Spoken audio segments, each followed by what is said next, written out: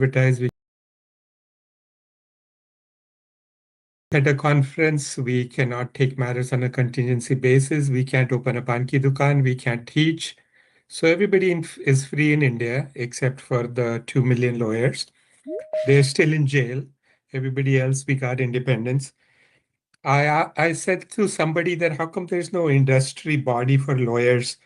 And somebody told me, well, it existed in the 1800s. And I said, it did? And they said, yeah. They used to meet on a monthly basis or a weekly basis. It was just called Indian National Congress. And I'm like, oh, okay. So lawyers played a big role in the independence movement. And then we started looking and we made a list of 100 freedom fighters. And we found that 27 were lawyers. So we said, okay, we'll focus on that for today. So we'll start with introducing our panelists. Um, so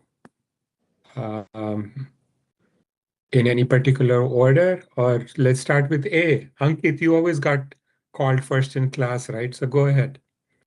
Tell us about yourself. Yeah. Good morning to all the esteemed guests and panelists here. Wish you a very happy Independence Day today.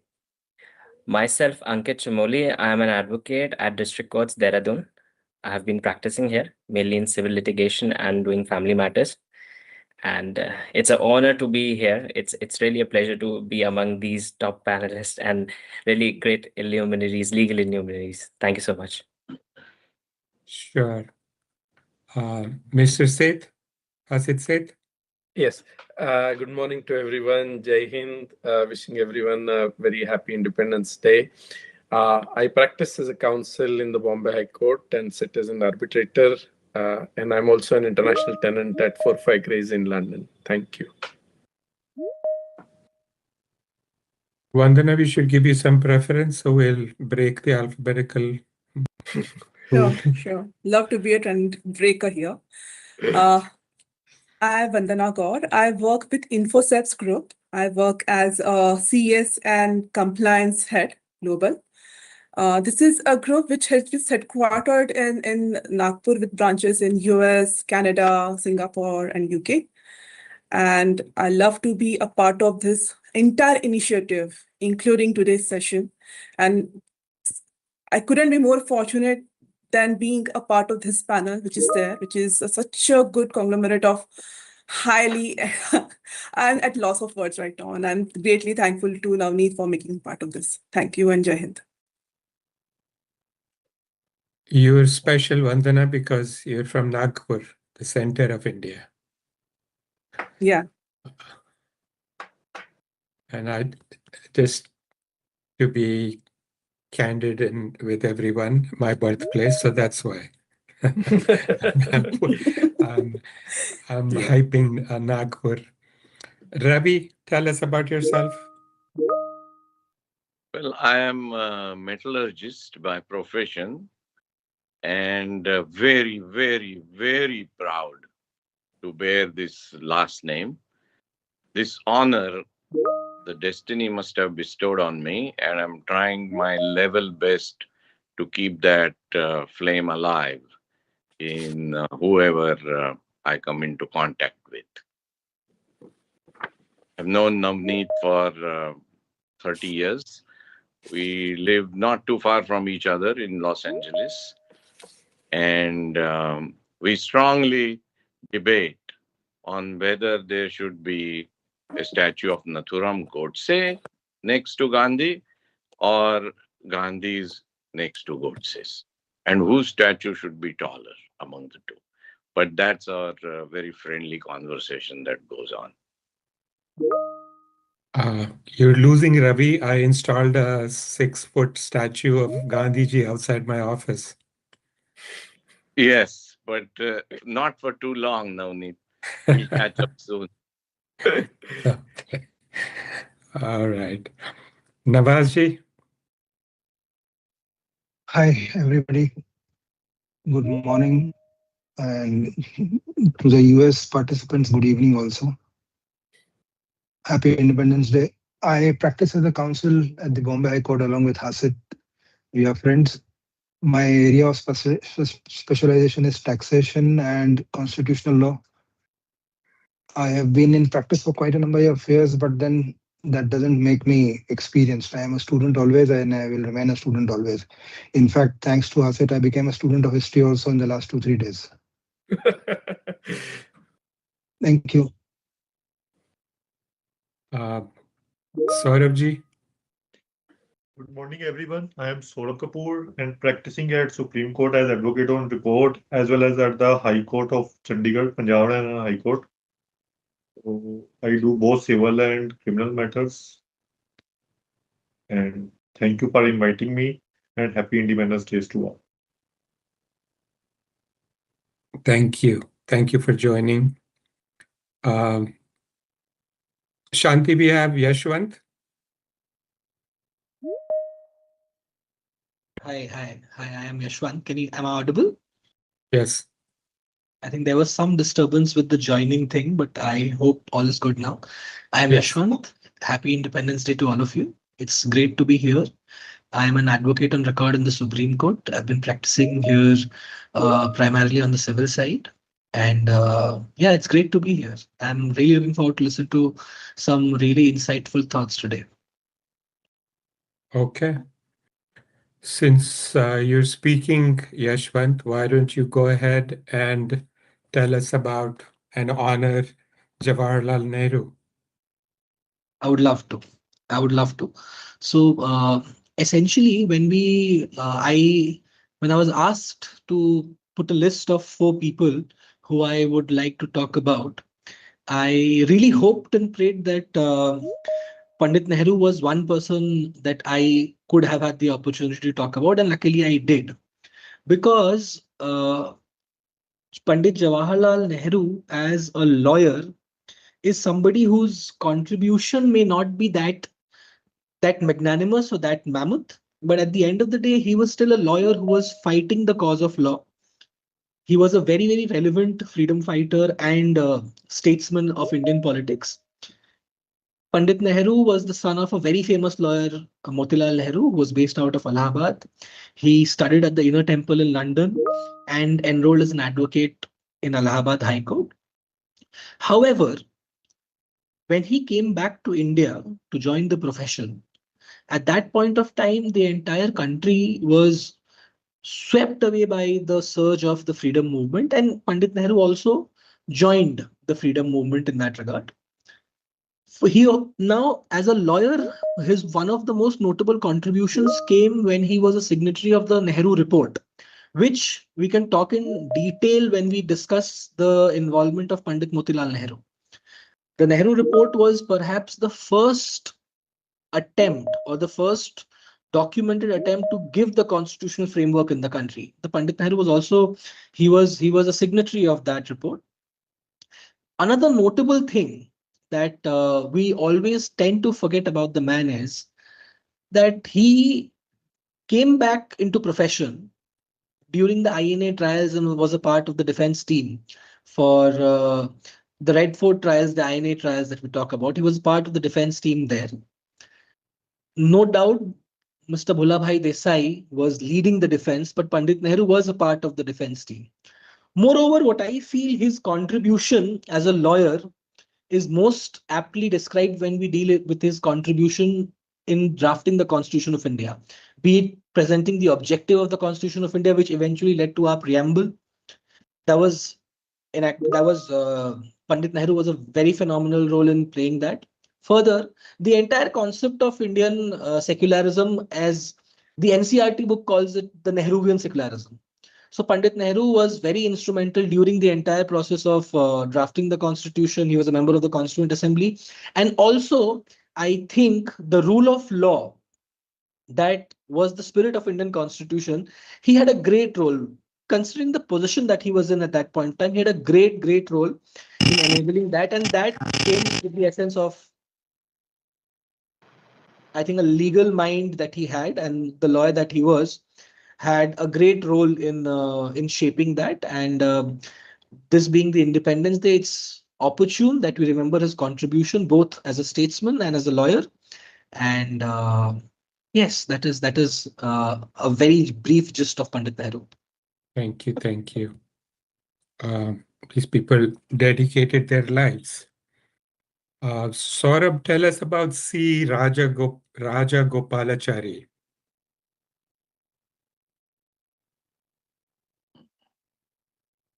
You're on mute.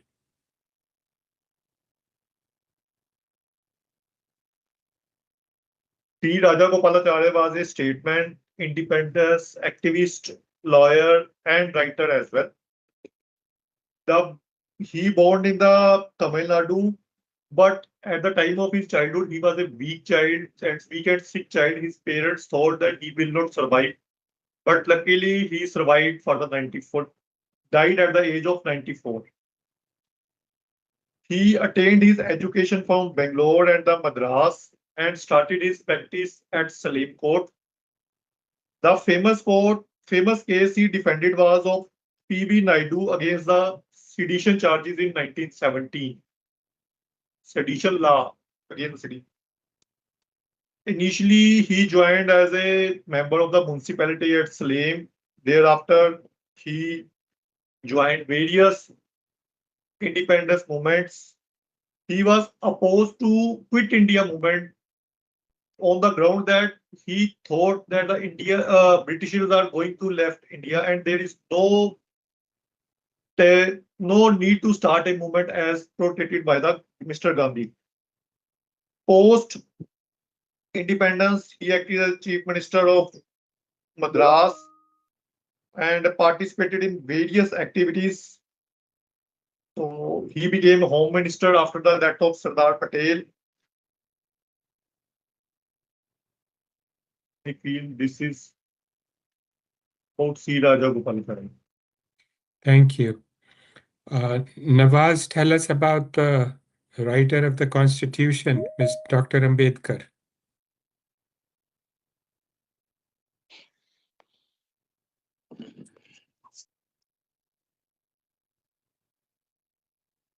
You're on mute. Thank you, Mr. Chuk. Sorry, I was on mute. Dr. Ambedkar, Dr. Babasaheb Ambedkar, as we all know, is the father of our Constitution, a constitutional expert in his own right. His track record, right from his early days until uh, until his election as a chairman of the drafting committee, is well known to everybody. Dr. Ambedkar was born into a Dalit family known as Mahars in 1891. He was the first Dalit in India who earned a college degree. And he later on went to collect not just law, but doctorate degrees also. Doctorate degree from the London School of Economics was a big thing when his own community in those days was barred from touching public resources, public water resources especially.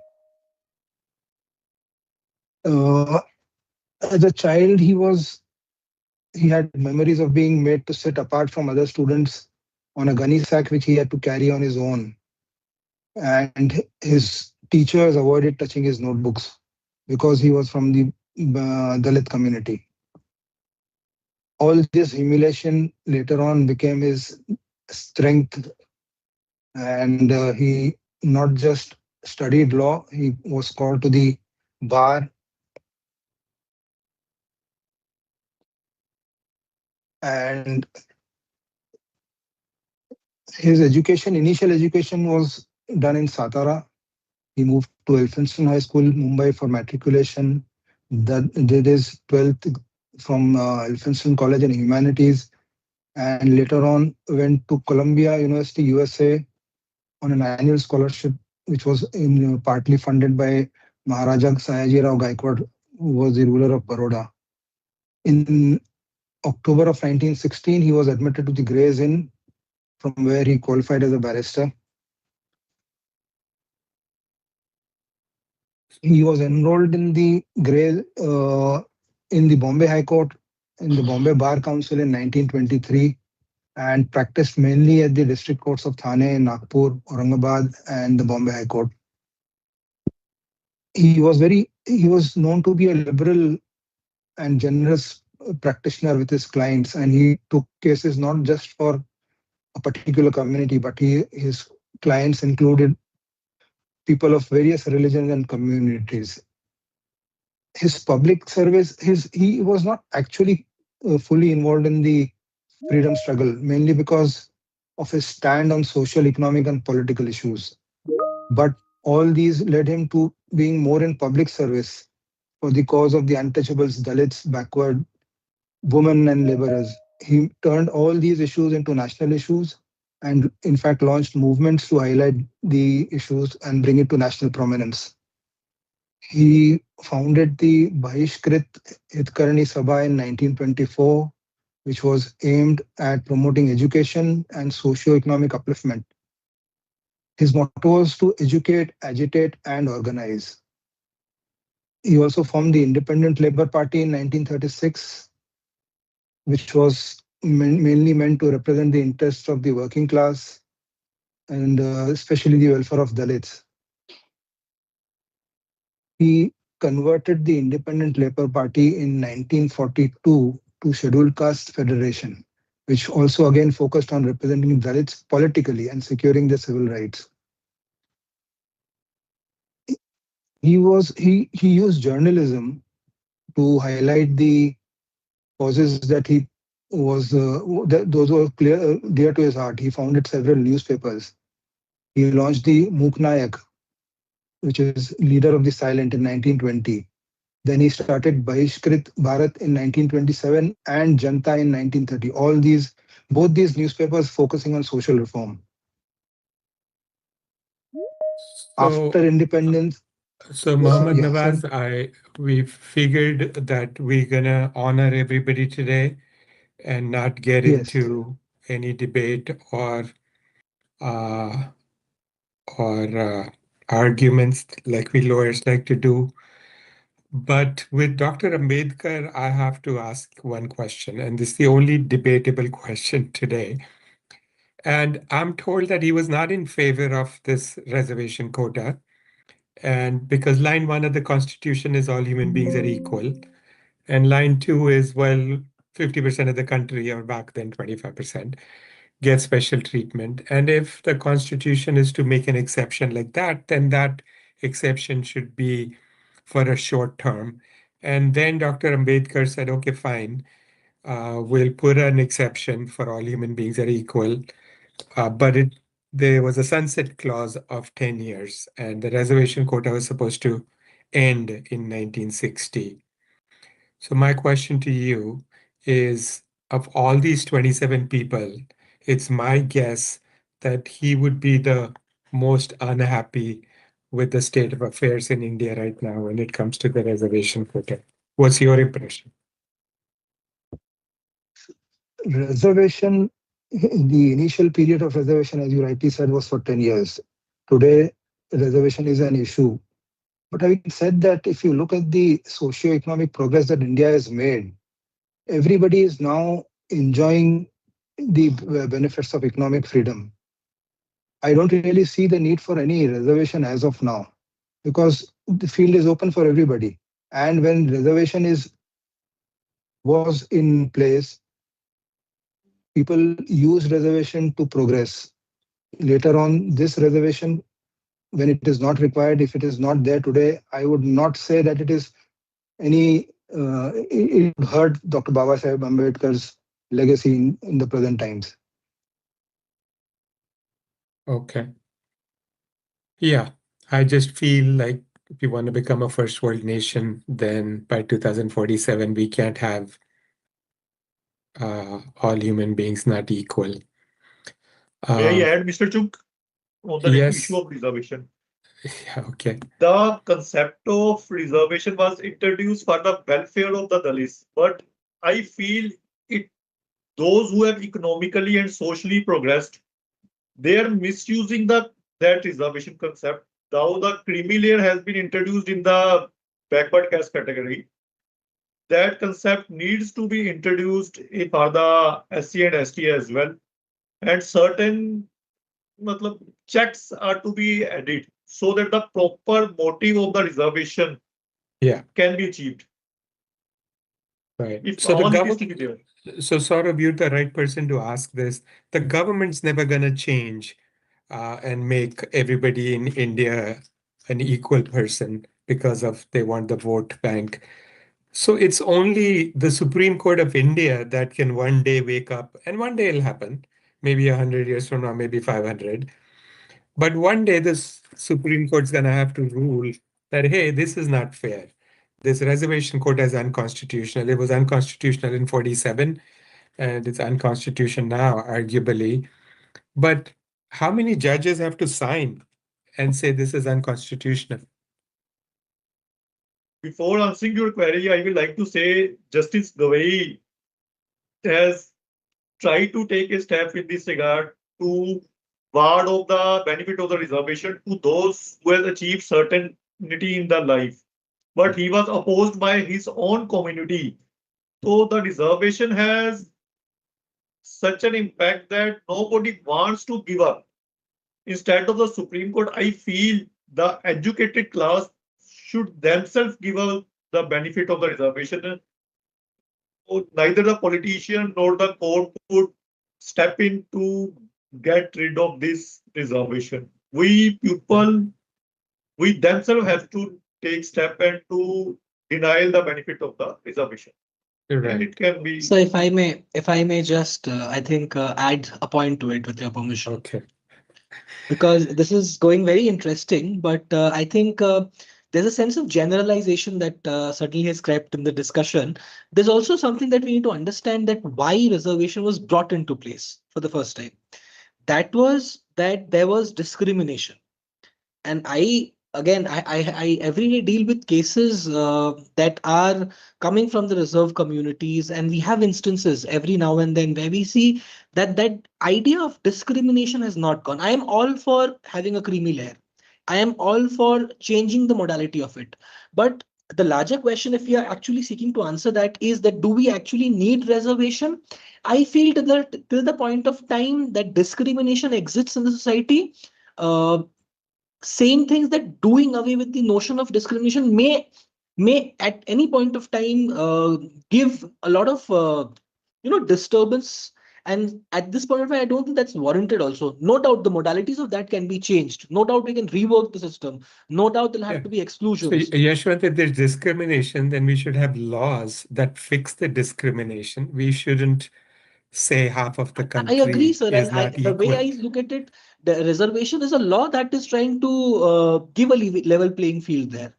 Because the starting point, and I for once have always had this debate growing up when I was a student, when I was writing those competitive exams, when I was actually, so I had that angst in my head that whether this is something that is hampering people, whether this is something that should be done away with.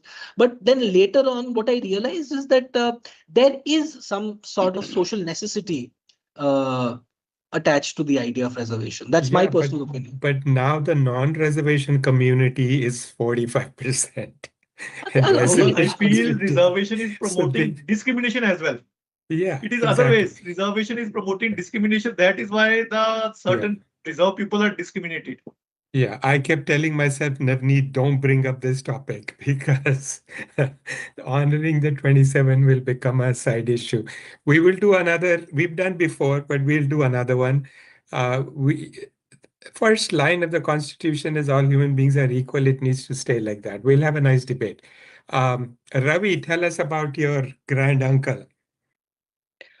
Well, the key part of him, which I have always admired most, is he was of a frail constitution when he was born in Ratnagiri.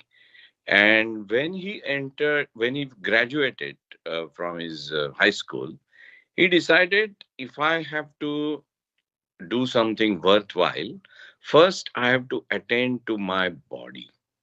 And so, when most of the students are interested in starting the college and university and do uh, the right thing in the opinion of their parents, he proclaimed that I'm going to take 1 year off and I'm going to become a Pahalwan first. And so he literally took 1 year off and worked out and become a very notable bodybuilder. And after he was content with his self, he decided, now I'm ready to tackle the British. And he keeps referring to his important 1 year taken as a sabbatical year for bodybuilding, which I think goes a long way in making a, uh, a statement about how to give importance to what is important in your life. And there is one incident when he was in first grade in school. Somebody ate mungfali, and the teacher pushed him to admit the name. And courageously, he said, no, I will not give the name of the person who ate the mungfali and made a mess on the floor. You go and find it. And the same courage he used when uh, Chafekar brothers murdered Rand, who was making big atrocities in Pune during the plague epidemic. And at that time, Tilak was summoned by the local authorities, and he said, "Even if I knew who has murdered Rand, I'm not going to give you that name." So this requires a tremendous faith in what you believe in. And his primary advice to a lot of people was that try to establish the publisher in you before you try to connect with people. And if you look at the history of India, those lawyers who have also run either a daily newspaper or a pakshik or a masik, what is called, they have become extremely influential in moving the masses. Tilak admitted that his movement of asahkar, meaning non-cooperation, where he would gather the clothes of uh, made by the British mills and make a big holi out of those in every street squares. And he said it would not have proliferated as much as it did if he didn't own the two daily newspaper publishing houses, which is then it was called Maratha, and it's still run by Shiv Sena factor though, and it was called Kesari. Kesari was another newspaper published by Tilak, both in Marathi language as well as in English language. But you look at his overall social um, indulgences in promoting the aikya, meaning uh, the coexistence of the Hindus and Muslims community. He very carefully chose Muhammad Ali Jinnah to represent himself when the British first charged him against treason against the British Empire. And he said, I want to put a correct example that my number one objective for the country is to fight the British together and not be get bogged down in the sectarian or in the jativad or the religious sects that British are trying to uh, make the people follow and get mad about. So, in that spirit, he also called Vivekanand and promoted him, gathered funds so he could travel abroad. He also promoted Savarkar in the same breath. But the biggest thing came when he became the president of Indian National Congress, where he later on, when he was charged again with conspiracy and treason, his most famous statement came that self-rule, home rule, or Swaraj is my birthright. And he argued this point legally using the British law in front of the British judge. That why it is time for the British to recognize the spirit and the individuality of the people of this nation and just leave.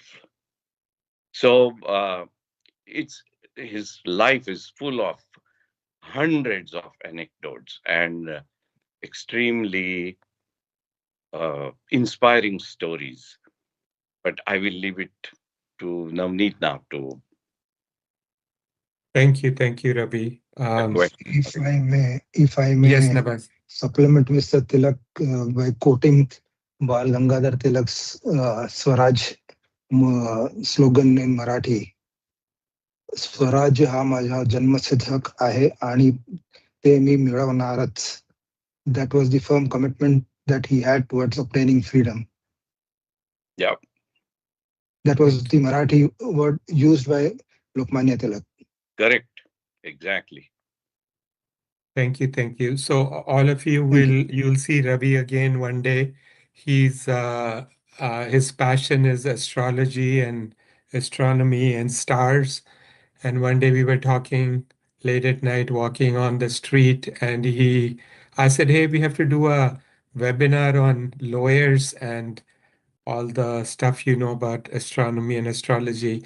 And he had great lines to say about how the lawyers of India can help India.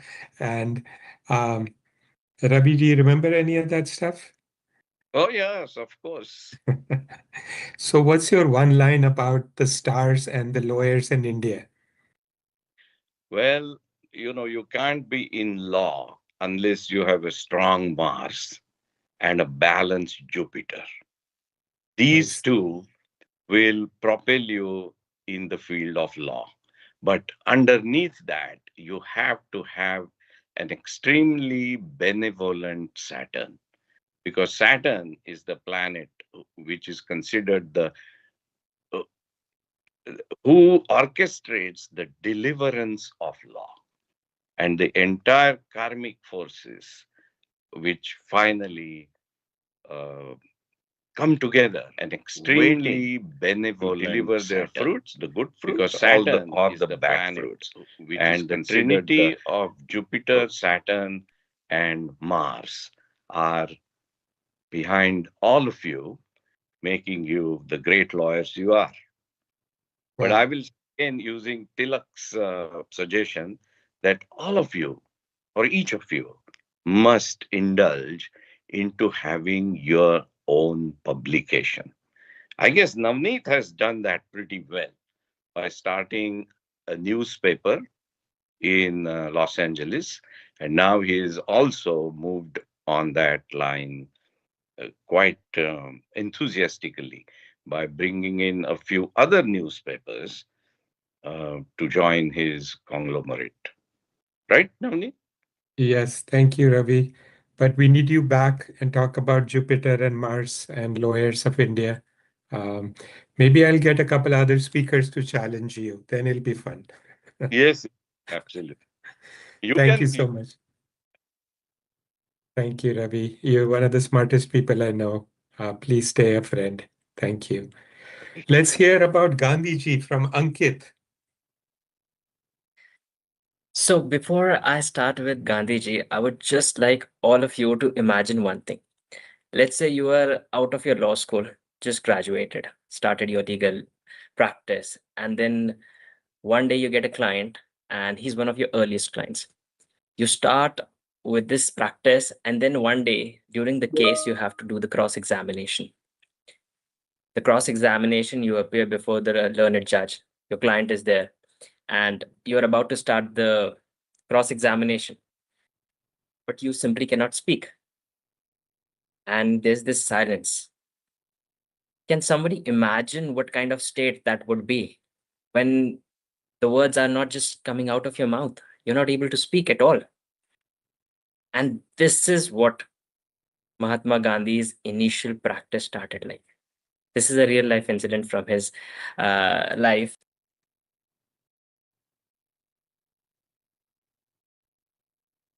You muted. Ankit, mute. Unmute.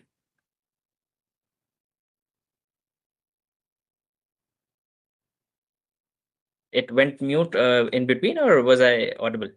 Just last 10 seconds. Oh, okay. No worries. So I'll start from the beginning. So before I talk about Mahatma Gandhi, I would like everybody to imagine a scenario that you start as a litigation lawyer. We heard all of that, Ankit, which is the last sentence. Okay.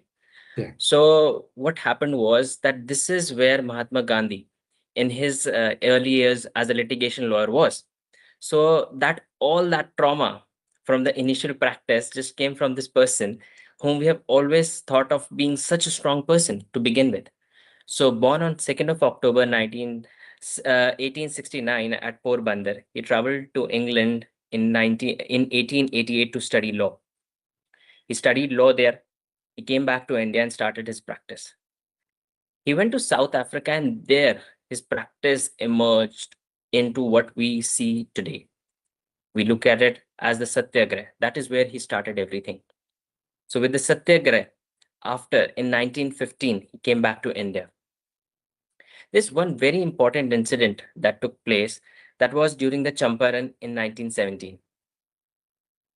The British government had imposed Section 144, and everybody was not allowed to be where they were. So Mahatma Gandhi defied all the orders, and he was produced before the magistrate there.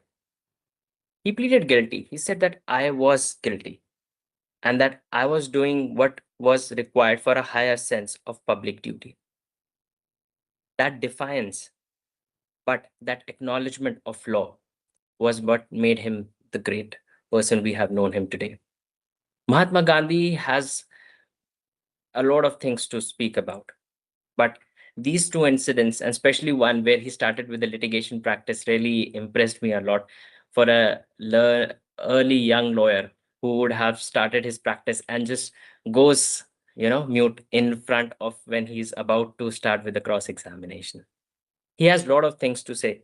And later on, when Gandhi started his do or die thing, and a lot of other things, like he talked about truth, law, consciousness, and civil disobedience with instruments of justice. This is what Gandhi has. Thank you. Thank you so much. Vandana, you want to tell us Yes. about VVS Iyer or Lala Lajpat Rai?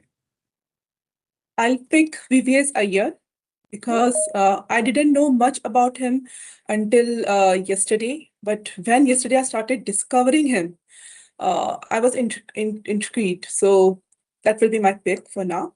So his full name was Varaha Hari Venkatesh Subramaniam Iyer. He was born in Trichy in 1881. And after gaining the initial education, he moved to London. And then he came in connect with Savarkar. And that was a turning point. He became a close core team member of the India House, which was the center of all the revolutionary mindsets. So Madan Lal Dhingra, Vinayak Savarkar, Madam Kama, and many more. So this was a safe house for all these revolutionary. And they also started a newspaper. I'm just getting the name not right, but the lawyer Shyamji Krishna Verma was the mentor for all of them. And that is how they all could imbibe the ideology and could spread it across. Later on, when Dhingra assassinated in London, that was the point when India House came into very close scrutiny of British officials, and many people started getting arrested. Dhingra was also arrested. That was the point when Ayerji, he moved back first to France in Paris, and then from there to Pondicherry, so that he can be safe from any chances of arrest by Britishers. And there he again continued the same things, that to mentor new revolutionaries, spread the mindsets, and he also came in close connect with more people up there. And in some years, he got arrested after around a decade of all the efforts. But even during his term in jail, he he now moved towards spiritualism, and Kamba Ramayana was something that he translated into Tamil. So that was the time when he was starting to write the short novels, short stories in Tamil. And many of his short stories included Tirukkural, Kambarama, Ramayana, I've told you about. And again, all these ideologies of nationalism were at the core. So VVS Iyer was a lawyer. One thing that I missed about him the most is the spirit that he had towards the country. So he had completed the educational line to become a barrister. But at the point when an oath towards the crown has to be taken, at that point, he just reluctantly said no, that I am more a patriot towards India and Indian soil and not towards England. And this is a testimony of a great lawyer, because that is the point when most of the lawyers, most of the youth, they are inclined towards material wealth and fame. But for him, the nationalism was at the topmost priority. So a brilliant mind, a brilliant collaborator, and at the same time, a brilliant literature genius. That was a sum up for VVS Iyer. Thank you. Never knew much about him. Thank you so much. So, Hasid Sethji, tell us about Firoz Shah Mehta. Thank you, Navneet ji. So Firoz Shah Mehta is a very interesting figure in Indian nationalism and freedom struggle. The freedom struggle has had different phases. There was an early phase, middle phase, and last phase. So he belonged to the early phase and as a founding member of the Indian National Congress. In fact, I live just next to the building where Indian National Congress was founded by Alan Hume. And in Bombay, now it's August Kranti Maidan, it's called, because the Quit India movement also started from there as such. So Firoz Shah Mehta's, like, he was a legendary lawyer in Bombay, in the Bombay High Court. In fact, what Ankit mentioned as in Gandhiji's autobiography, there is an incident where he goes to an English lawyer and says, I'm intimidated by the lawyers in the Bombay High Court. And one of them was Firoz Shah Mehta, because he had all the evidence law cases on his fingertips. As such was his aura. But his main contribution is actually to the drafting of the Bombay Municipal Corporation Act, which is still in use. And starting as he ran the Bombay Municipal Corporation for the longest time. Imagine a busy lawyer, in Bombay High Court running near the VT station and to run the Bombay's Municipal Corporation. I mean, that is some feat, I would say, of productivity. And he provided leadership in the times along with Tilak and other early leaders of the freedom movement, Gopal Krishna Gokhale, Agarkar, and others. I mean, so that's his big contribution, was to lay a foundation for institutionalization of freedom struggle as such, and also self-governance in terms of a municipal governance of Bombay. So that's where the roots of democracy took in India. Thank you. Thank you. Like Ravi's uncle, who died in 1920, and Firoz Shah Mehta died in 1915, like 9 of these 27 didn't see the independence. True. Okay, back to you, Yashwant, for whoever you want to cover. Jaikar, Chitranjan, Motilal, anybody. Hi, sir. I would now talk about Mr. C.R. Das. So when we talk about when we talk about lawyers and the role in the freedom movement, we essentially understand it as political activists who also were into law.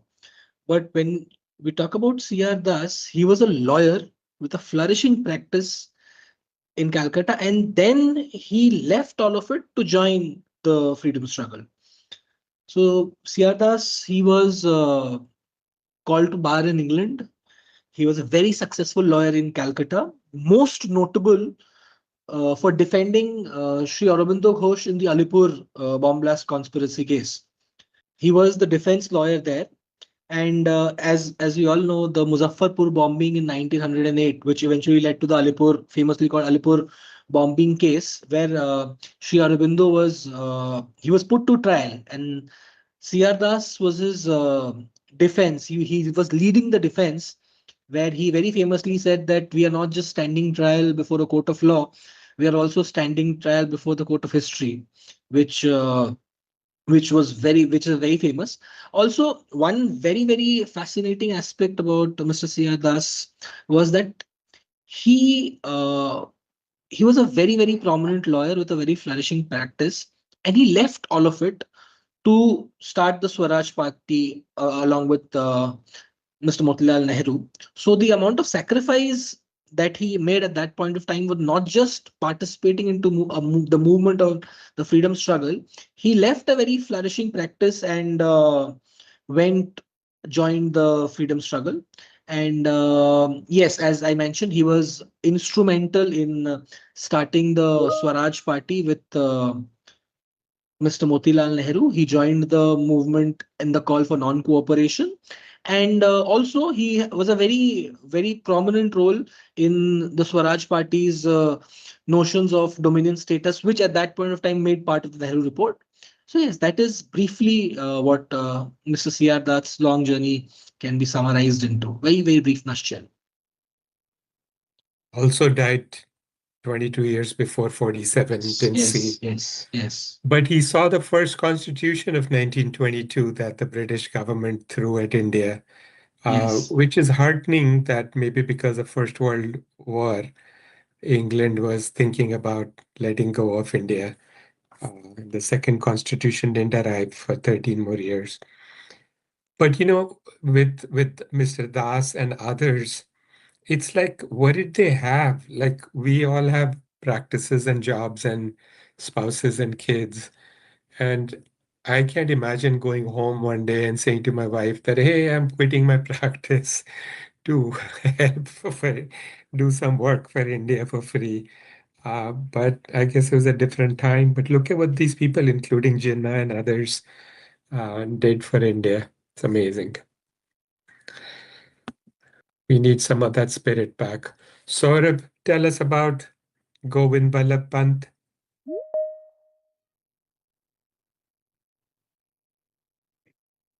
Govind Vallabh was born in September 1887, and he was born in UP village near Almora in a Brahman Marathi family. He attained his education and law degree from Allahabad University. He One of the most important case he fought was the Kothari rail incident, wherein the Congress party, on account of his legal acumen and capability, asked him to defend the revolutionary engaged in the Kothari railway incident, wherein certain British amount amounting to 8,000 approximately was bags containing 8,000 was taken away by the revolutionary to aware the general public that the tax collection by the British is for their own purpose, not for the benefit of the general public. He was decorated with the Bharat Ratna Award. One of the most important thing that I am really fascinating about him, that he played a significant role in the development of the Panchayati Raj system, and he urged the farmers to become self-reliant and educate their children. so that they can strive on a cooperative basis to enhance their life and ways of cultivation. So the thing is that we should learn from the Mr. Pant that how he encouraged at that time to educate their children and to come forward in the development or to in a cooperative movement. He died in at the age of 73 in 1961. He was the he participated in various movements like against the Simon Commission. He was jailed for the multiple times on account of his struggle and participation in the independence struggle. He became the chief minister and the home minister as well post independence. Thank you. Thank you. Nawaz, you get one of the most famous people in the freedom movement, Muhammad Ali Jinnah.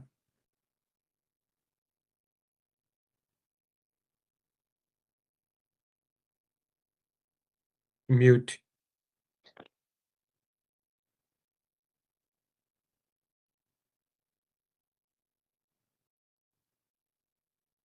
Muhammad Ali Jinnah is one of those lawyers of the freedom struggle, which you, Mr. Chug, just mentioned, who would who transformed from the wealthy class to the freedom struggle category, which today I dare say most of us would never do. Jinnah was infamously, in the end, known to partition India, a stigma which would remain for us Indians to be attributed to him for a lifetime. But prior to the 1947 partition of India, his contribution to the freedom struggle has been varied. He was a champion of the Hindu-Muslim unity in his earlier avatar, the famous pact with Lokmanya Tilak, the Pune Pact, where he advocated for the Hindu-Muslim unity. And later on, as Mr. Tilak also said, defending Lokmanya Tilak in his sedition case. Sedition case was more to do with what Bal Gangadhar Tilak wrote in Marathi, which was translated subjectively to the benefit of the British rulers to charge him with treason. And considering the fact that Jinnah was not well versed with Marathi in those days, but he took it upon himself to not only read but also understand Marathi and defend Bal Gangadhar Tilak to get him reprieve from the sedition case. There were three sedition cases. In the first sedition case, I believe Jinnah refused to represent Lokmanya Tilak because of the insistence of being told what to do. Later on, in the second sedition case, both of them had probably some understanding, and Lokmanya Tilak let Jinnah to handle the case entirely on his own. Jinnah was also a very eloquent speaker. His contribution to the freedom struggle was more towards balancing in the earlier days. Again, I would not speak about what happened to him, what changed his personality in the later years of freedom struggle. But in the earlier days, where he advocated rights of Muslims to be protected, he was instrumental in drafting the Sharia Act, which is still in vogue today, where he protected the rights of Muslim women under the Sharia law. He also was instrumental in the 1916 Lucknow Pact, which advocated self-government. He was also part of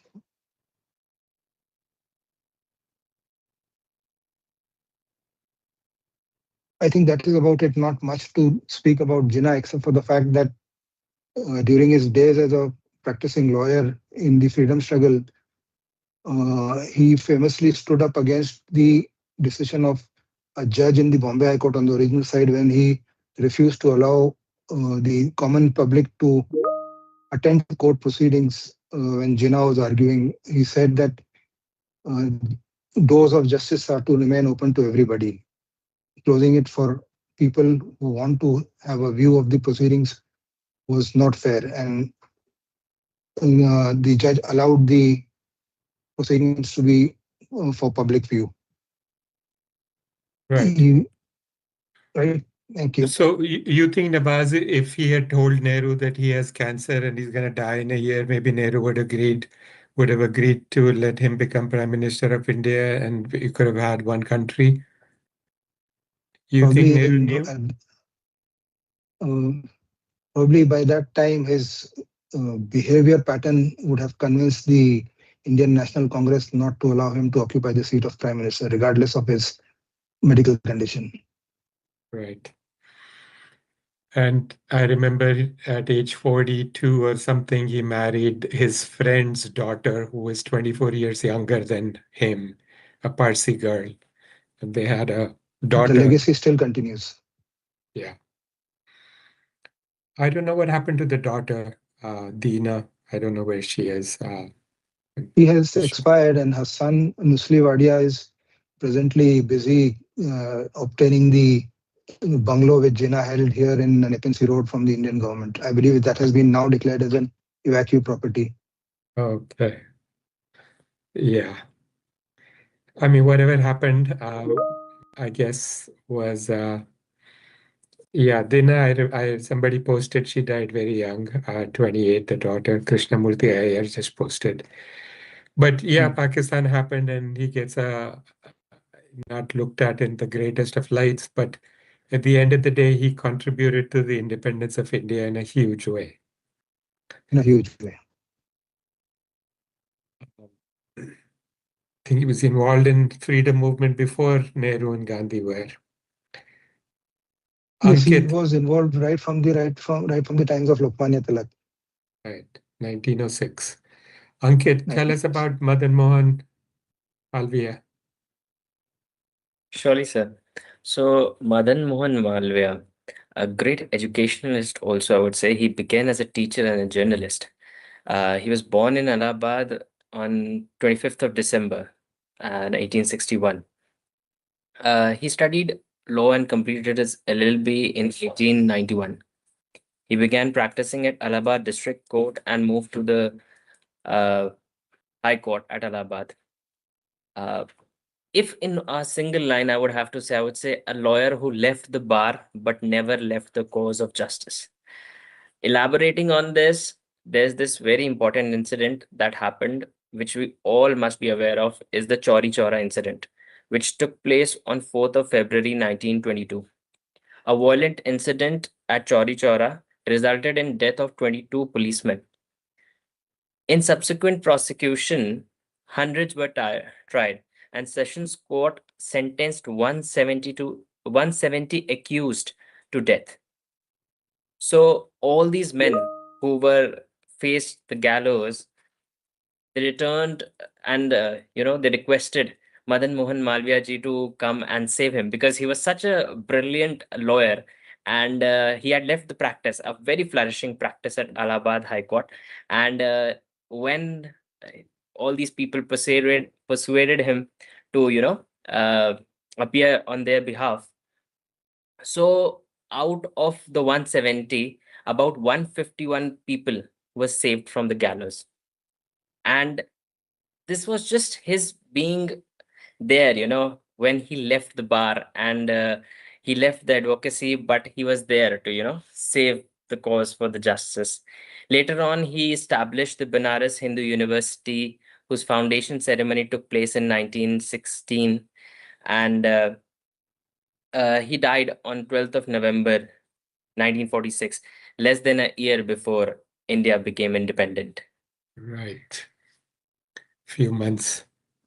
Made Satyamev Jayate popular. Yes, sir. Thank you, Ankit. Vandana, who Yeah. else are you going to tell us about? Yeah, again, I'll pick who is a bit lesser known than the other prominents, like names like Lala Lajpat Rai, Sardar Patel, and Asaf Ali that I have. So I'll pick Tej Bahadur Sapru. as my next candidature. Now, there are some leaders who are actively working in masses. Some do not, yet their contributions are pretty effective, impactful, and prominent. Tej Bahadur Sapru is one of those names. He is a jurist, constitutional statesman, mediator, and architect of dialogues in India in a diplomatic manner. So when it comes to negotiating between two contrasting parties, be it within Indian nationalists or between Indian nationalists and Britishers, Tej Bahadur Sapru was a go-to name in that era. So he was born in 1875 in Aligarh. His education was mostly in Aligarh and Agra College. And then he moved to United Province Legislative Council as well. He practiced in High Court for some time. And then Legislative Council was his place. Unlike, which I just mentioned, that unlike many leaders who enter into masses, he entered public life through law, legislative reforms, and constitutional advocacy. Although generally associated with the liberal tradition, he worked closely with leaders across political spectrum, which was his USP. His influence came not only from popular mobilization, but his ability to build political spectrums across all. And his defining contributions, if we talk about, the first was he helped to shape India's constitutional vision. His contributions were in the historic Nehru Report also, which was first major Indian attempt to draft a constitutional framework. Secondly, he participated in all three roundtable conferences, the Golmej Parishad, as we used to call it back in our school time, between 1930s and 32, where the constitutional future was debated. Again, a major landmark. And thirdly, two major historical pacts, he was a mediator. One was Gandhi-Irwin Pact of 1931, which was the end of civil disobedience case. And of course, it was highly debated about what went good and wrong in that, but putting a positive closure to the best of the ability of both sides, that is something he could crack. Secondly, the Pune Pact of 1932, which we just touched about, the reservation, which was somehow originated out of the Pune Pact, in my view. Again, there he mediated between Mahatma Gandhi and Ambedkar and found a resolution between both of them. He was there when the India got independence until January 1949. So he could not see the constitution coming into force, but his strong legacy in framing the constitution was impeccable. And in general, also his aura and his presence was respected by all the spheres of political and legal and geographical ends. Thank you. Thank you, Vandana. A lot of our 27 were from Allahabad. Yeah. Amazing. Nowadays, Prayagraj, Yes. but we still used to call it Allahabad. That's not right, though.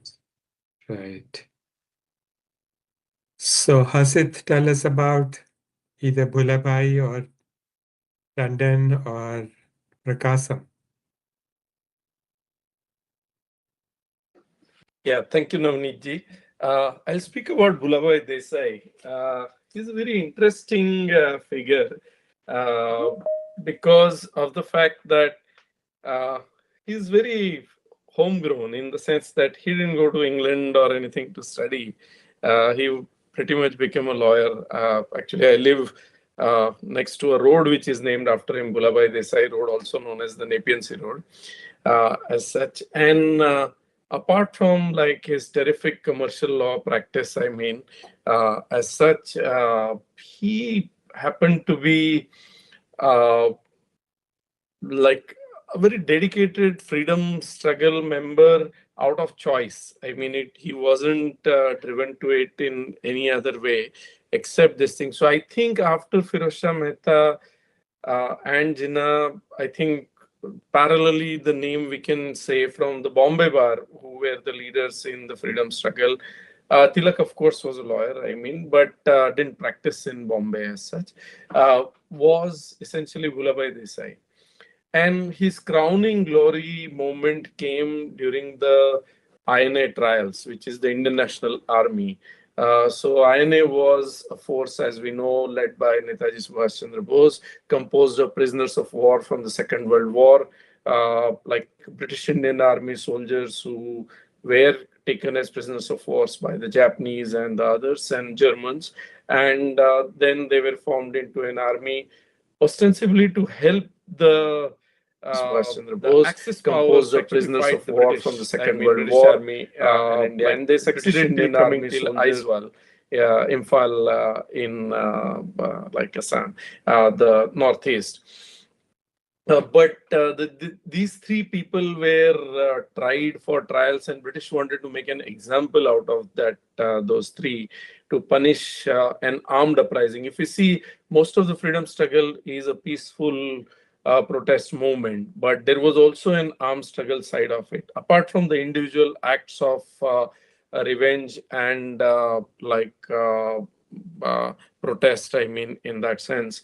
But so the armed uprising was the Indian National Army, and the three people who were tried, I mean, were to be tried in the INA trials were Captain Shahnawaz Khan, Colonel Prem Sehgal, and Colonel Gurbakh Singh Dhillon. So these three were to be tried in the INA trial, and the defense was led by Bhulabhai Desai, as Yashwant mentioned that. Nehru came back to like practice, I mean, sort of to be part of the defense team.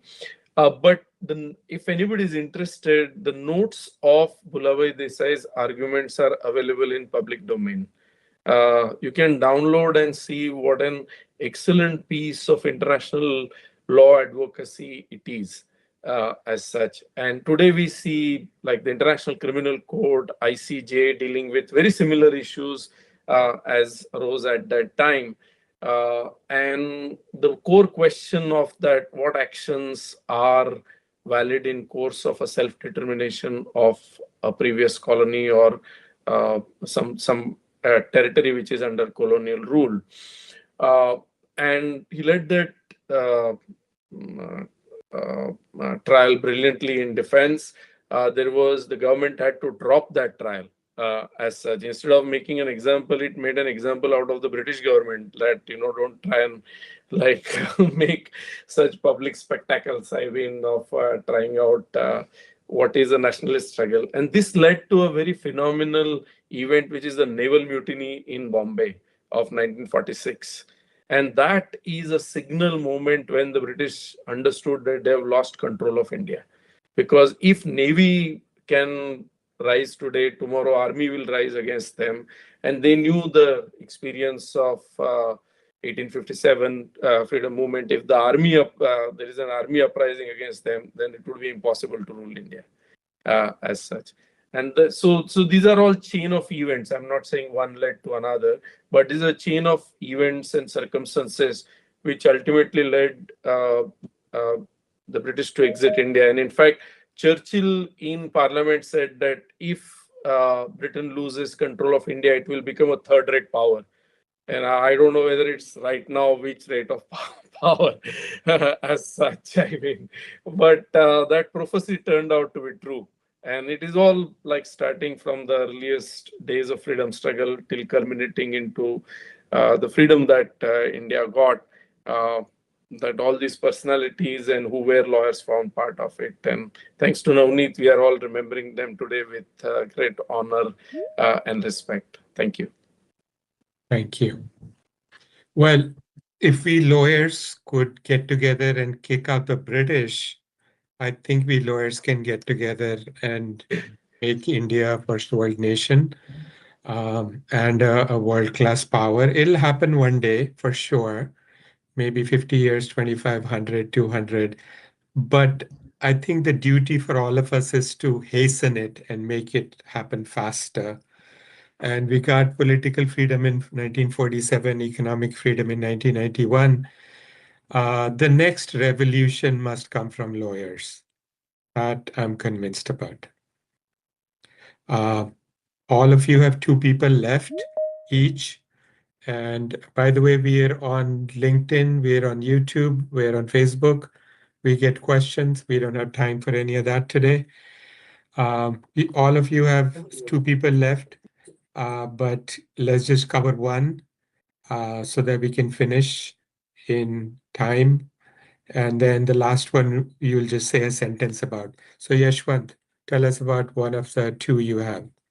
All right, sir. So I will like to talk about Motilal Nehru because I've already mentioned that report. So it's only apt that we complete that circle. Before I say start talking about Motilal Nehru, we need to understand that when we talk about eminent lawyers during that point of time, there of course was the Bombay Bar where we had Jinnah, where we had Bhulabhai Desai, and a lot of other doyens of the bar. In the same manner, when we talk about the Allahabad bar, which was another very prominent bar at that point of time, Motilal Nehru was perhaps the most successful lawyer that the Allahabad bar had at that point of time. And as I have already spoken about C.R. Das, there is a great deal of convergence that you will find between the lives of C.R. Das and Motilal Nehru. They both abandoned very established practices to join the freedom struggle in the wake of the non-cooperation movement. Both formed the Swaraj Party. Both at any point of time worked towards establishing a structure or an institution that could further the cause of Indian political struggle. But one very, very salient feature is the Nehru Report. We need to understand the context in which the Nehru Report came in. 1927, we all know Simon Commission comes to India and which is met with insane amount of resistance by the Indian freedom fighters and the general mass of the country. And at that point of time, very interestingly, Lord Birkenhead, who challenged the Indian leaders that, okay, formulate a constitutional scheme that you would want to be governed with. And that is where all political parties there converged and approached Motilal Nehru, and he headed that committee, which eventually turned into the Nehru Report. And rather than the question changed, rather than saying what does British law permit Indian citizens, that was the narrative that was governing pre that. The Nehru Report was perhaps the first attempt where we began to answer that what should the constitutional law in India be, or what rights should the constitution in India guarantee, or what should be the entire structure within which we should be governed. So that is one very, very salient feature where which we need to credit Motilal Nehru for. Of course, his son dominated the freedom struggle and was the prime minister of India. But that man himself, though he had very contradictory thoughts, and there was a huge clash that Jawaharlal Nehru and Motilal Nehru had. But as About much what? as about, sir, in for at the top of my head, I may remember the dominion status. The Nehru report, when it came, they wanted to, or rather their preferred mode of surrender of power was dominion status. And in fact, Jawaharlal Nehru he signed the report, but he had a dissent note in that report saying that no, complete independence was what was required. So those were a lot of, I will not call them problems, but yeah, there were contradictions, there were differences between both the people. And yes, more than that, he again followed the Swaraj Party, was a prominent member. Lastly, I just add a line about Mr. Jaikar, the last person I was supposed to talk about before I conclude.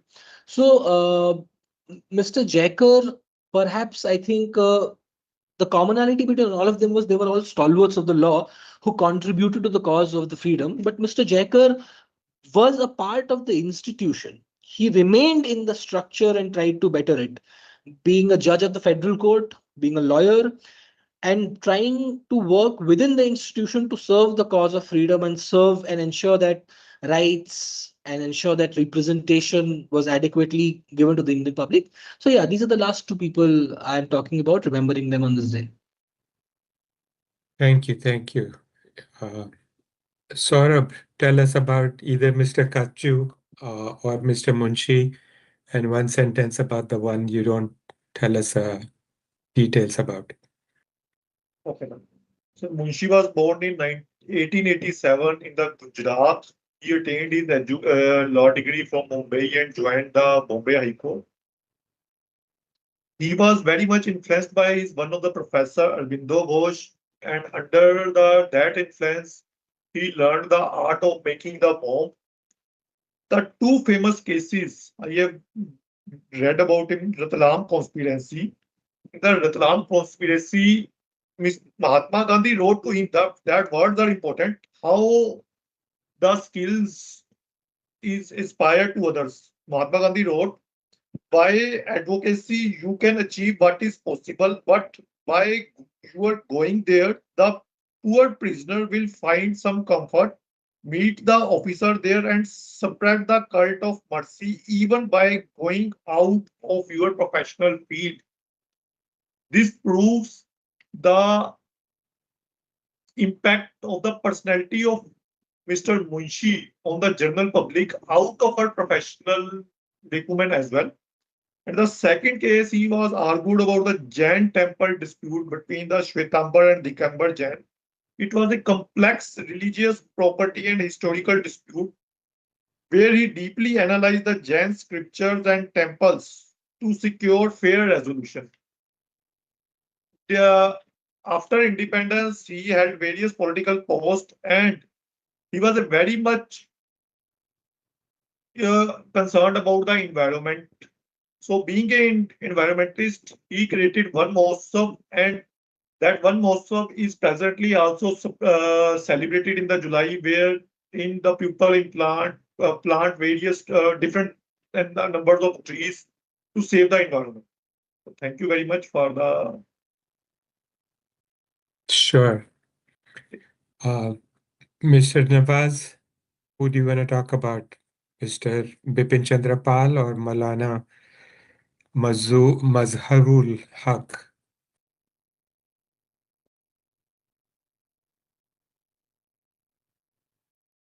Mute. I will speak about Maulana Mazharul Haq. As Vandana had mentioned, there are some lawyers on that list of 27 who became the lesser known, although they had great contributions. Maulana Mazharul Haq is one of them. He was actively involved in the Champaran agitation with Mahatma Gandhi. In fact, being a resident of Bihar and Saran, he arranged for Mahatma Gandhi's interaction and participation in the Champaran Satyagraha. He began his part in active involvement in politics from his student years. When he was in London, he founded an organization called Anjuman-e-Islamia, which was a forum for Indians from diverse religious, regional, and social backgrounds. Sachidanand Sinha, a prominent nationalist leader of that time, also attended its meeting, and he actually commended the role of Maulana Mazharul Haq in promoting the Hindu-Muslim unity. He met Mahatma Gandhi in London, and on his insistence, he joined the political movement full time. He earned his law degree in 1891, and after he returned to India, he was twice appointed as a judge in the United Provinces Judicial Service. But after 6 months in both appointments at different times, he resigned because his work with the British government conflicted with his morals. That was what he believed. He could not serve the British Empire as a judge, and he resigned. He is known to be a champion of Hindu-Muslim unity, which ultimately became his bane. In his last, he died. He was one of the leaders who died in the span of 1930s with some other leaders, some tall leaders who died before independence could ever happen, 10, 14 years before the independence.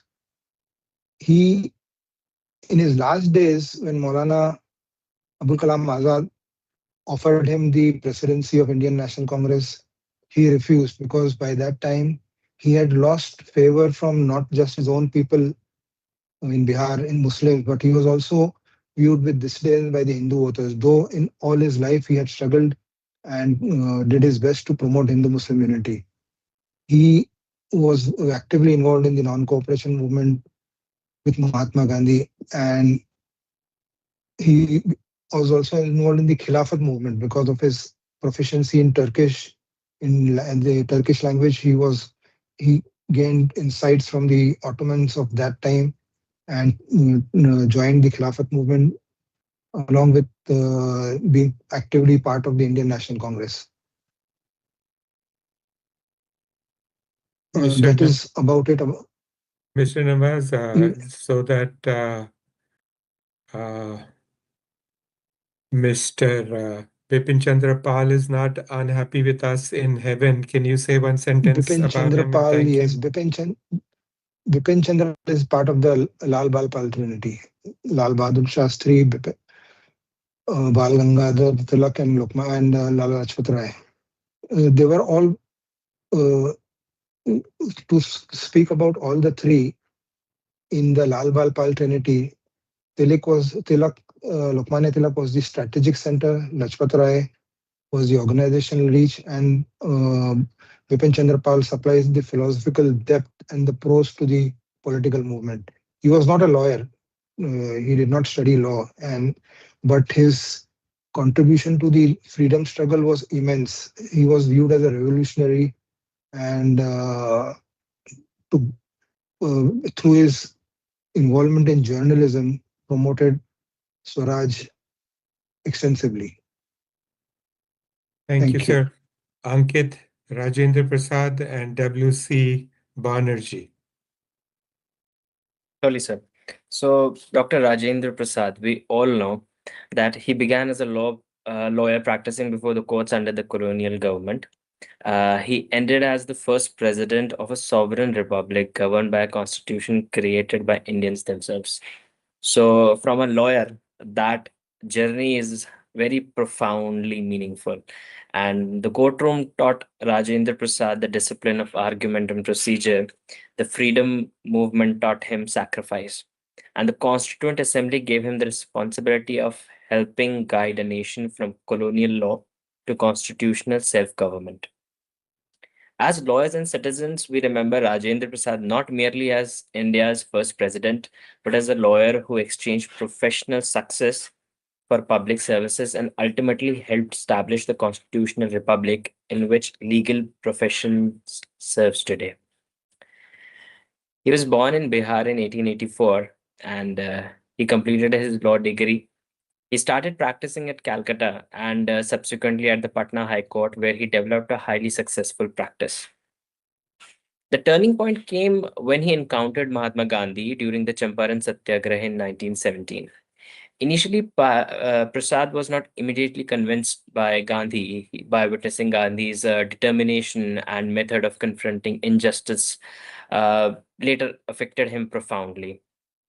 He served as the president of the Indian National Congress on multiple occasions, and in 1946 became the president of the Constituent Assembly of India. His legal career was a very successful one, and from bar to the birth of the Republic of India, he had seen it all. So, a very highly respected Dr. Rajendra Prasad. That was. I would And like to. yeah, go ahead. Yeah, I would like to speak about W.C. Banerjee. I had another important leader on the list. That was C. Sankaran Nair, the judge who chose, conscious over his office. W.C. Banerjee was the lawyer who presided over the birth of Indian national politics. Um, you see, this person, the first president of Indian National Congress, he was born in 1844, began his legal career in 1862 as a clerk with attorneys of Calcutta Supreme Court. He went to England in 1864 and joined the Middle Temple and was called to the bar in June 1867. Returning to Calcutta in 1868, he built a highly successful practice and became the first Indian to act as a standing counsel. That was a very big thing. He did not live to see the mass movements of Gandhi and Quit India movement or Indian independence, but his historical significance lies precisely when what came before them. Before the Congress, he became the organization that led India to freedom. It first had to become a national political platform. W.C. Banerjee reminds us that India's struggle was not born in a single moment.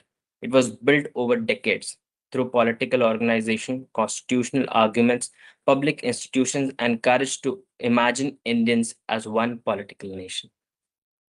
Thank you. Thank you so much. Vandana.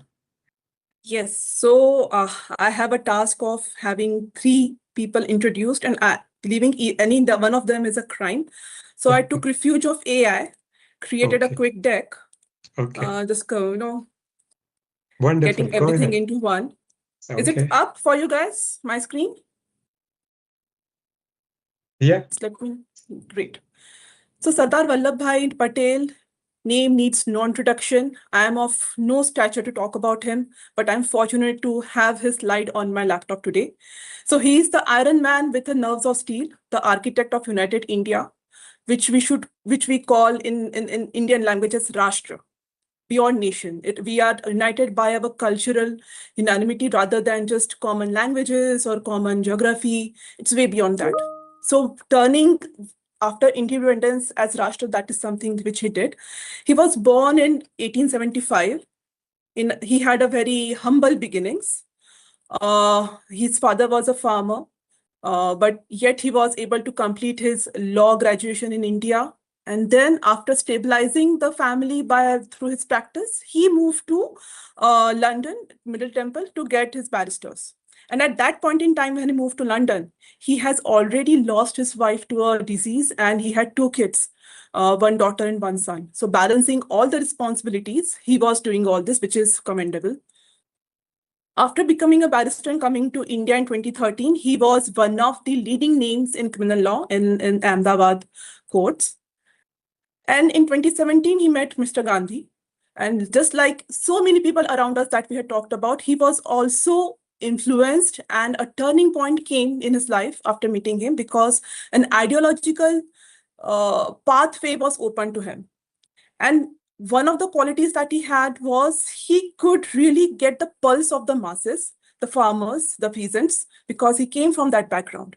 So he was an ideal person in Gandhiji's view to lead various satyagrahas and protest in the region.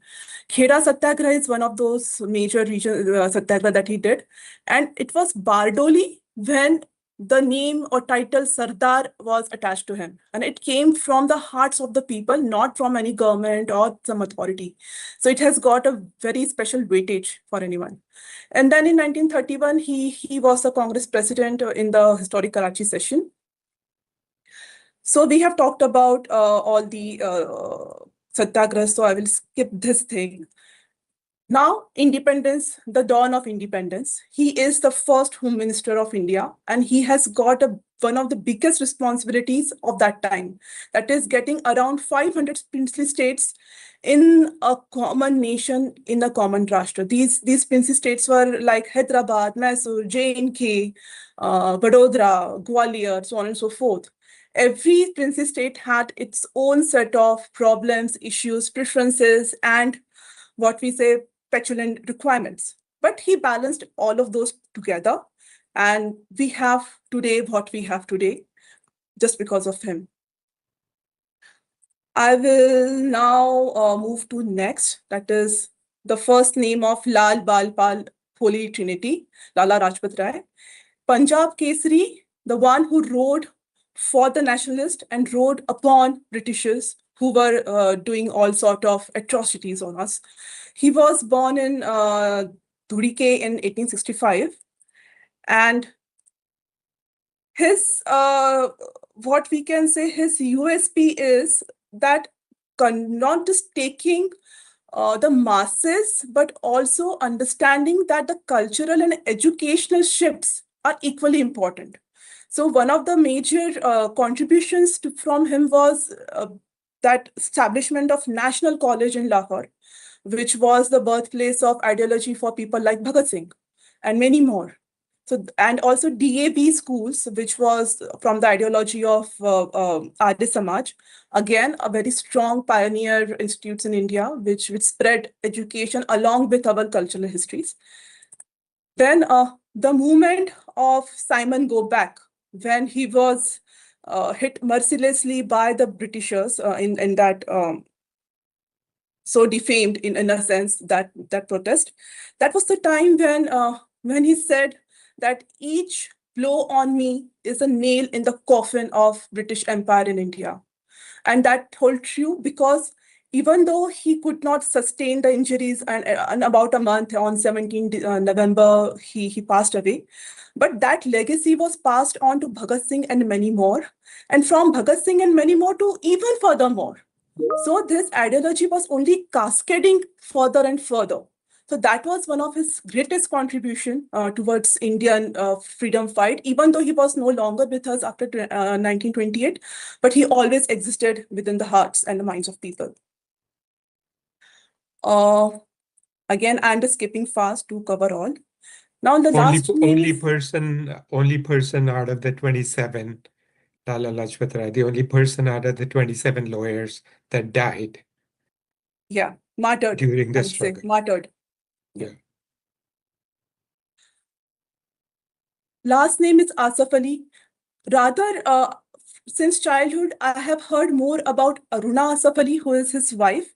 But in past few days, I came across this legendary person, Asaf Ali, and his contributions towards the new India, which is before and after independence as well. So he was born in Bijnor, 1888, which is in UP. Now, his role was also similar to that of many more who have stepped up to defend the accused in front of the crown. So it is, though I have seen contradictory accounts of whom exactly he defended, but for sure between Bhagat Singh, Batukeshwar Dutt or Sukhdev, he was one of the major people who defended them and created the entire line of arguments. So that's what made him one of the most respected lawyers in the country in that era, because in the hearts and minds of the people, these cases which were ongoing against Bhagat Singh and the entire lot were really prominent. He had his education from the known Stephens College and then did his graduation from the Bar of Lincoln's Inn. And defense of Batukeshwar Dutt and others is one of the major things that he have achieved before independence, and being elected to Central Legislative Assembly is also one of the major milestones in his life. His participation in Quit India movement and those movements was also very important. But after independence, he was the first ambassador to United States, which was a big thing because USA by then had already gaining prominence because of the Second World War and its aftermath. After that, he was a governor for Odisha for some time. And in the later innings, he was the ambassador to Switzerland. And he took his last breaths in Switzerland. And his legacy, again, just like any other lawyer that we had talked about, it is about doing right what is in the favor of our nation above everything else. If we have means and ways to think in that ways, that will clear the path and we can progress. We should not be overborne by who is in power right now. You know what is right. You have the means of law in your hands. So let's take it up and go forward. That's all. Thank you, Vandana. Thank you. Okay, Hasidji, we end with you, and you have Mr. Tandon and Mr. Prakasam.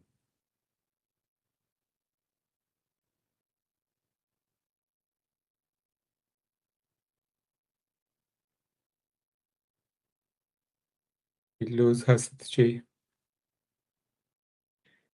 Yeah, thank you, Navneet. I also had Dr. Saifuddin Kichlu as such. And I'll just talk in short about like all these three names. I'll start with Dr. Saifuddin Kichlu because I think the events that happened around his arrest, which led to Jallianwala Bagh massacre, are perhaps the most dramatic events in Indian history, where completely like innocent people who had gathered for essentially Baisakhi celebration were fired upon by General Dyer. And the estimates vary, but around 1,500 people died. And I think most of us have visited the memorial there. And how was the British thinking and how the things changed. I mean, after Jallianwala Bagh massacre, one needs to understand. So I just had a quote from, I'll just read out a quote from General Dyer himself. He wrote in the Globe newspaper on 21st January 1921, an article titled "The Peril to the Empire." It commenced with, "India does not want self-government; she does not understand it." He further wrote, "There should be an 11th Amendment commandment in India: Thou shalt not agitate." This were his words. I mean, and this is much after the massacre. I mean, as such. So this was the thinking. In fact, Winston Churchill said that this in Parliament, this is murder, and if not murder, it is manslaughter, as such. So some imperialists like Churchill also criticized this, and he knew that this was start of end of British Empire. And it was essentially Dr. Kichlu along with Dr. Satyapal and Gandhiji's arrest, which led to this protest and gathering of people at Jallianwala Bagh. And O'Dwyer, who was the Governor General, who was the governor of Punjab, and essentially Brigadier Dyer together, I mean, decided that this massacre should happen. But that's, I mean, the background. Tanganturi Prakasham, essentially, his main contribution was his singular act of courage, telling the police that fire upon me, as such. And then he was a doyen of the Madras bar known as the Andhra Kesari. And when after independence Andhra Pradesh state was formed, he became the chief minister of that state for a very long time, as such. And we also have Tandonji. I think nobody has spoken about him. His main contribution was in terms of emphasizing that India needs a national language, as such, and Hindi was one of the national language as such.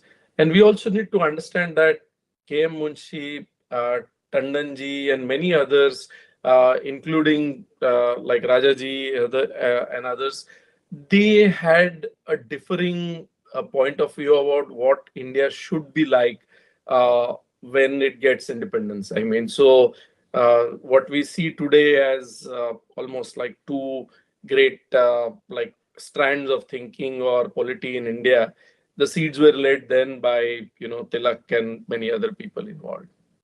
Thank you. Thank you very much.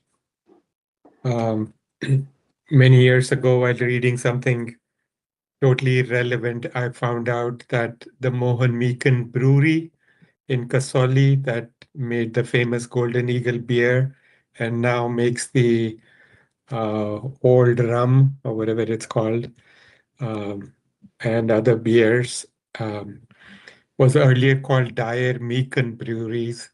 And Mr. Meekan was a brewer from England. And this General Dyer's father was Edward Dyer, was the other brewer. And together they had a Dyer Meekan Breweries.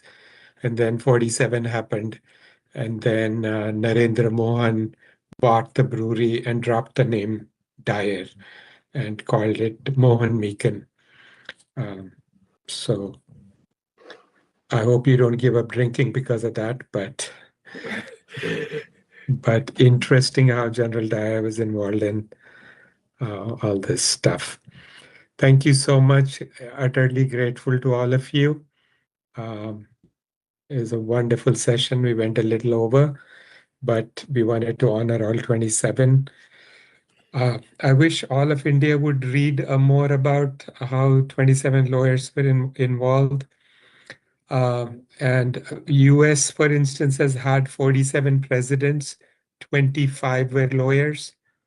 And the message I want to convey to all the lawyers in India is that we need to run the country. And 50% of the prime ministers need to be lawyers. And as we honor the legal pioneers who got us independence, let's remember the greatest tribute we can pay to them is to fiercely uphold the rule of law, justice, and liberty in our country. Thank you for joining us. Ravi, you have any last words? Well, the birds of prey don't flock together and or fly together. So Vandana. the lawyers, it is, you said it very correctly, that if any group of any profession are collectively able to lead the country, they're going to be lawyers. There is no doubt about it.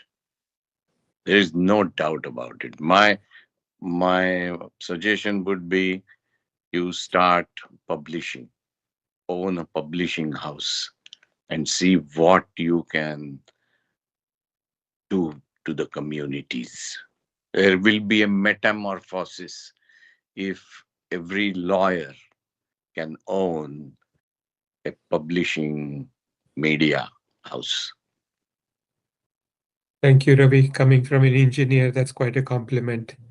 I Vandana? have two requests. One is we've missed Hansa Mehta and Durga Bai Deshmukh and the likes.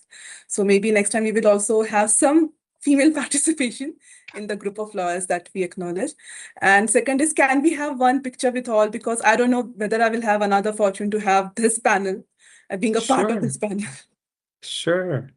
I think somebody takes pictures. Shruti, Swati, Shanti, they take pictures. We'll send you.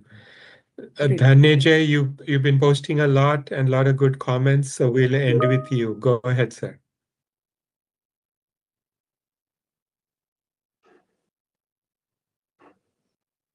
You're mute? Yeah, go ahead. Thank you.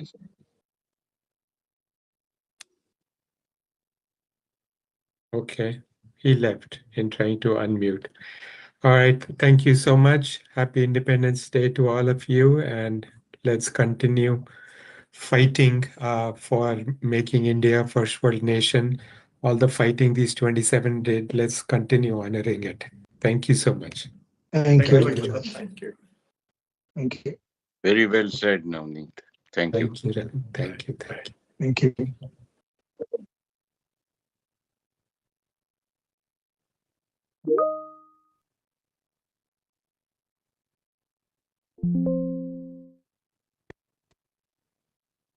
Thank you.